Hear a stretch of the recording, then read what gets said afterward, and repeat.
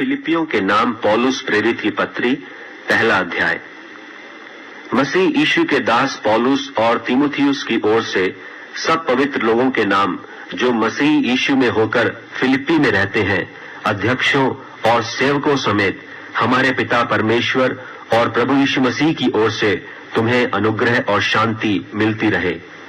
मैं जब जब तुम्हें स्मरण करता हूँ तब तब अपने परमेश्वर का धन्यवाद करता हूँ, और जब कभी तुम सब के लिए विनती करता हूँ तो सदा आनंद के साथ विनती करता हूँ, इसलिए कि तुम पहले दिन से लेकर आज तक सुसमाचार के फैलाने में मेरे सहभागी रहे हो। और मुझे इस बात का भरोसा है कि जिसने तुम में अच्छा काम आरंभ किया है वही उसे यीशु मसीह के दिन तक पूरा करेगा। उचित है कि मैं तुम सब के लिए ऐसा ही विचार करूं, क्योंकि तुम मेरे मन में आ बसे हो और मेरी कैद में और सुसमाचार के लिए उत्तर और प्रमाण देने में तुम सब मेरे साथ अनुग्रह में सहभागी हो। इसमें परमेश्वर मेरा गवाह है कि मैं मसीह यीशु की सी प्रीति करके तुम सब की लालसा करता हूँ, और मैं यह प्रार्थना करता हूँ कि तुम्हारा प्रेम, ज्ञान और सब प्रकार के विवेक सहित और भी बढ़ता जाए, यहाँ तक कि तुम उत्तम से उत्तम बातों को प्रिय जानो और मसीह के दिन तक सच्चे बने रहो और ठोकर न खाओ, और उस धार्मिकता के फल से जो यीशु मसीह के द्वारा होते हैं भरपूर होते जाओ, जिससे परमेश्वर की महिमा और स्तुति होती रहे। हे भाइयों, मैं चाहता हूँ कि तुम यह जान लो कि मुझ पर जो बीता है उससे सुसमाचार ही की बढ़ती हुई है, यहाँ तक कि कैसरी राज्य की सारी पलटन और शेष सब लोगों में यह प्रकट हो गया है कि मैं मसीह के लिए कैद हूँ।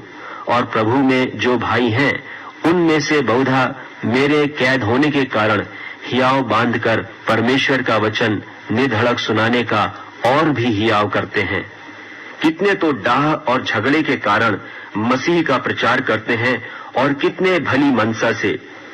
कई एक तो यह जानकर कि मैं सुसमाचार के लिए उत्तर देने को ठहराया गया हूँ प्रेम से प्रचार करते हैं, और कई एक तो सिधाई से नहीं पर विरोध से मसीह की कथा सुनाते हैं, यह समझकर कि मेरी कैद में मेरे लिए क्लेश उत्पन्न करें। सो क्या हुआ? केवल यह है कि हर प्रकार से, चाहे बहाने से चाहे सच्चाई से, मसीह की कथा सुनाई जाती है, और मैं इससे आनंदित हूँ और आनंदित रहूंगा भी, क्योंकि मैं जानता हूँ कि तुम्हारी विनती के द्वारा और यीशु मसीह की आत्मा के दान के द्वारा इसका प्रतिफल मेरा उद्धार होगा। मैं तो यही हार्दिक लालसा और आशा रखता हूँ कि मैं किसी बात में लज्जित न हूँ, पर जैसे मेरे प्रबल साहस के कारण मसीह की बड़ाई मेरी देह के द्वारा सदा होती रही है, वैसा ही अब भी हो, चाहे मैं जीवित रहूं व मर जाऊं, क्योंकि मेरे लिए जीवित रहना मसीह है और मर जाना लाभ है। पर यदि शरीर में जीवित रहना ही मेरे काम के लिए लाभदायक है तो मैं नहीं जानता कि किसको चुनूं, क्योंकि मैं दोनों के बीच अधर में लटका हूँ। जी तो चाहता है कि कूच करके मसीह के पास जा रहूं, क्योंकि यह बहुत ही अच्छा है, परंतु शरीर में रहना तुम्हारे कारण और भी आवश्यक है। और इसलिए कि मुझे इसका भरोसा है, सो मैं जानता हूँ कि मैं जीवित रहूंगा, वरन तुम सबके साथ रहूंगा, जिससे तुम विश्वास में दृढ़ होते जाओ और उसमें आनंदित रहो। और जो घमंड तुम मेरे विषय में करते हो वह मेरे फिर तुम्हारे पास आने से मसीह यीशु में अधिक बढ़ जाए। केवल इतना करो कि तुम्हारा चाल चलन मसीह के सुसमाचार के योग्य हो, कि चाहे मैं आकर तुम्हें देखूं चाहे न भी आऊं, तुम्हारे विषय में यह सुनूं कि तुम एक ही आत्मा में स्थिर हो और एक चित्त होकर सुसमाचार के विश्वास के लिए परिश्रम करते रहते हो, और किसी बात में विरोधियों से भय नहीं खाते। यह उनके लिए विनाश का स्पष्ट चिन्ह है, परंतु तुम्हारे लिए उद्धार का, और यह परमेश्वर की ओर से है, क्योंकि मसीह के कारण तुम पर यह अनुग्रह हुआ कि न केवल उस पर विश्वास करो पर उसके लिए दुख भी उठाओ। और तुम्हें वैसा ही परिश्रम करना है जैसा तुमने मुझे करते देखा है, और अब भी सुनते हो कि मैं वैसा ही करता हूँ।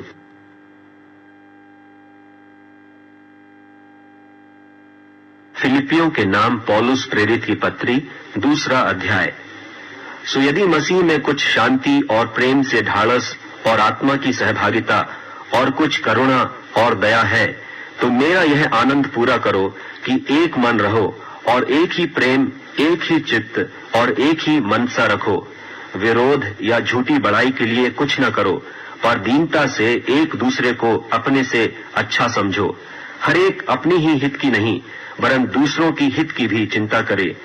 जैसा मसीह यीशु का स्वभाव था, वैसा ही तुम्हारा भी स्वभाव हो, जिसने परमेश्वर के स्वरूप में होकर भी परमेश्वर के तुल्य होने को अपने वश में रखने की वस्तु न समझा, वरन अपने आप को ऐसा शून्य कर दिया और दास का स्वरूप धारण किया और मनुष्य की समानता में हो गया, और मनुष्य के रूप में प्रकट होकर अपने आप को दीन किया और यहाँ तक आज्ञाकारी रहा कि मृत्यु, हाँ, क्रूस की मृत्यु भी सह ली।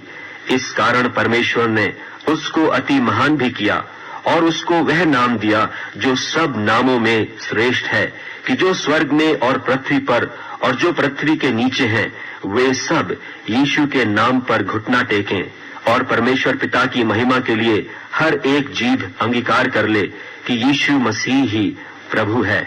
सो हे मेरे प्यारो, जिस प्रकार तुम सदा से आज्ञा मानते आए हो, वैसे ही अब भी न केवल मेरे साथ रहते हुए, पर विशेष करके अब मेरे दूर रहने पर भी डरते और कांपते हुए अपने अपने उद्धार का कार्य पूरा करते जाओ, क्योंकि परमेश्वर ही है जिसने अपनी स्वेच्छा निमित्त तुम्हारे मन में इच्छा और काम दोनों बातों के करने का प्रभाव डाला है।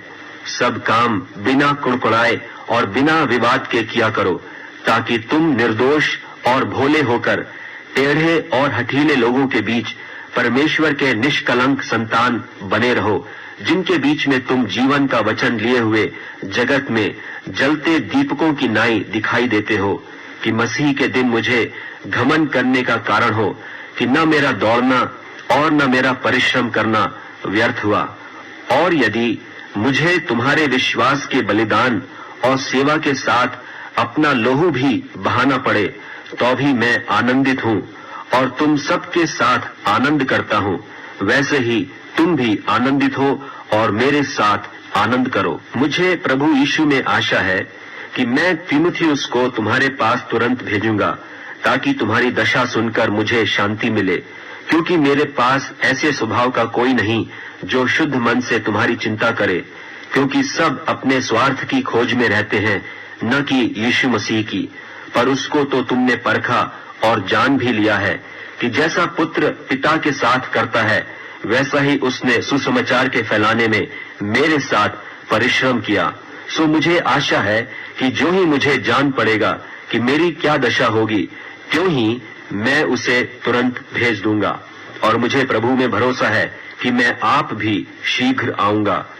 पर मैंने इपफ्रुदीतुस को, जो मेरा भाई और सहकर्मी और संगी योद्धा और तुम्हारा दूत और आवश्यक बातों में मेरी सेवा टहल करने वाला है, तुम्हारे पास भेजना अवश्य समझा, क्योंकि उसका मन तुम सब में लगा हुआ था। इस कारण वह व्याकुल रहता था, क्योंकि तुमने उसकी बीमारी का हाल सुना था। और निश्चय वह बीमार तो हो गया था, यहाँ तक कि मरने पर था, परंतु परमेश्वर ने उस पर दया की, और केवल उस ही पर नहीं, पर मुझ पर भी, कि मुझे शोक पर शोक न हो।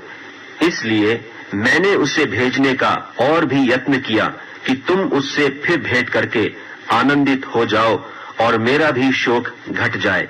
इसलिए तुम प्रभु में उससे बहुत आनंद के साथ भेंट करना और ऐसों का आदर किया करना, क्योंकि वह मसीह के काम के लिए अपने प्राणों पर जोखिम उठाकर मरने के निकट हो गया था, ताकि जो घटी तुम्हारी ओर से मेरी सेवा में हुई उसे पूरा करे।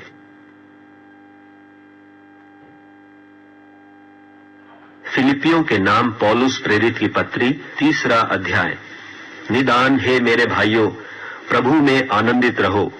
वे ही बातें तुमको बार बार लिखने में मुझे तो कुछ कष्ट नहीं होता, और इसमें तुम्हारी कुशलता है। कुत्तों से चौकस रहो, उन बुरे काम करने वालों से चौकस रहो, उन काट कूट करने वालों से चौकस रहो, क्योंकि खतना वाले तो हम ही हैं, जो परमेश्वर के आत्मा की अगुवाई से उपासना करते हैं और मसीह यीशु पर घमंड करते हैं और शरीर पर भरोसा नहीं रखते, पर मैं तो शरीर पर भी भरोसा रख सकता हूँ। यदि किसी और को शरीर पर भरोसा रखने का विचार हो तो मैं उससे भी बढ़कर रख सकता हूँ। 8वें दिन मेरा खतना हुआ। इस्राएल के वंश और बिन्यामीन के गोत्र का हूँ, इब्रानियों का इब्रानी हूँ। व्यवस्था के विषय में यदि कहो तो फरीसी हूँ, उत्साह के विषय में यदि कहो तो कलीसिया का सताने वाला, और व्यवस्था की धार्मिकता के विषय में यदि कहो तो निर्दोष था। परंतु जो जो बातें मेरे लाभ की थीं, उन्हीं को मैंने मसीह के कारण हानि समझ लिया है। वरन मैं अपने प्रभु मसीह यीशु की पहचान की उत्तमता के कारण सब बातों को हानि समझता हूँ, जिसके कारण मैंने सब वस्तुओं की हानि उठाई और उन्हें कूड़ा समझता हूँ, जिससे मैं मसीह को प्राप्त करूं और उसमें पाया जाऊं, न कि अपनी उस धार्मिकता के साथ जो व्यवस्था से है, वरन उस धार्मिकता के साथ जो मसीह पर विश्वास करने के कारण है और परमेश्वर की ओर से विश्वास करने पर मिलती है। और मैं उसको और उसके मृत्युंजय की सामर्थ को और उसके साथ दुखों में सहभागी होने के मर्म को जानूं और उसकी मृत्यु की समानता को प्राप्त करूं, ताकि मैं किसी भी रीति से मरे हुओं में से जी उठने के पद तक पहुंचूं।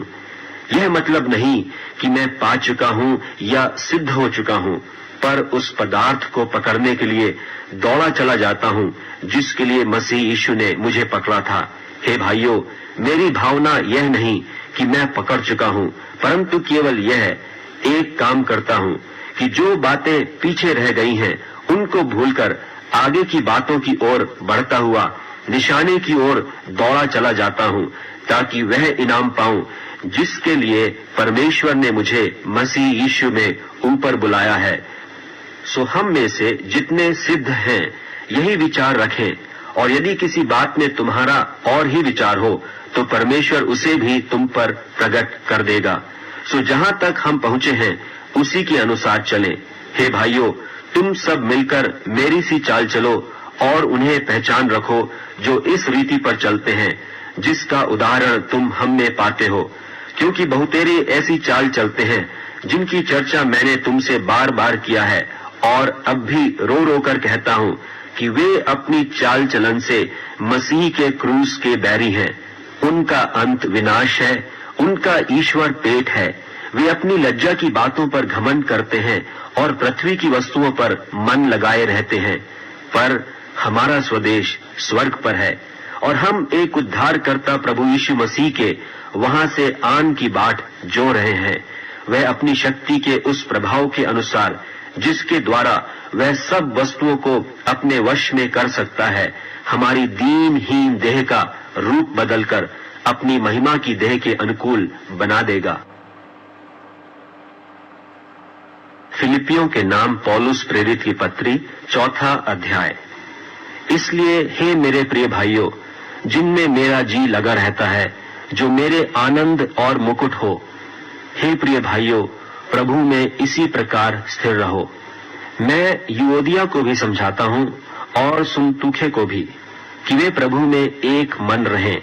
और हे सच्चे सहकर्मी, मैं तुझसे भी विनती करता हूं कि तू उन स्त्रियों की सहायता कर, क्योंकि उन्होंने मेरे साथ सुसमाचार फैलाने में क्लेमेंस और मेरे उन और सहकर्मियों समेत परिश्रम किया, जिनके नाम जीवन की पुस्तक में लिखे हुए हैं। प्रभु में सदा आनंदित रहो। मैं फिर कहता हूं, आनंदित रहो।